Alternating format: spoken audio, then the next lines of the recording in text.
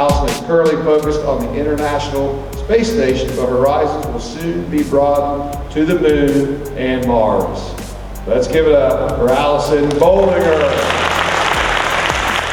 It's fun for me to be able to come back to Lancaster to remind kids that you can do anything you want, right? And you can be from a small town in central Ohio and you can still work at one of the coolest places on and off the earth down there at NASA. So it's really fun for me to be able to come back to the students and be able to help encourage them to really focus on that STEM education, and especially, you know, how grateful they should be that the time that they're living in now, that they have access to so much more. They have access to these classes when they're in high school, and it's great. It's just going to prepare them even more for college. But it's really rewarding to be able to come back and to bump into some of my old teachers and to bump into some of my old classmates.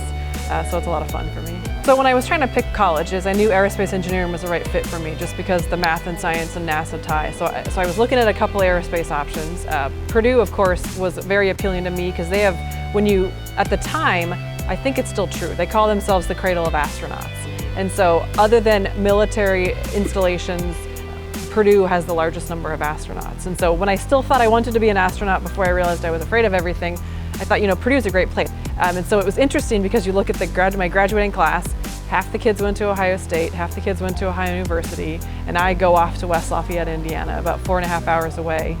So it feels similar in terms of surrounded by cornfields, you know, so it feels similar, but it was definitely different. There are a lot of international students. And so that was kind of my first exposure to folks because, you know, Lancaster, especially, you know, when I was growing up in the mid-90s, wasn't too diverse.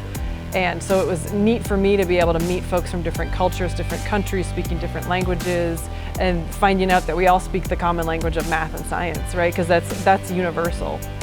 So it was really fun to get to meet all those different students. It makes me a little sad that I wasn't more active when I was in high school. I mean, my time was booked solid between theater and tennis and study. You know, I was busy a lot, but I felt like I didn't make too many close friendships.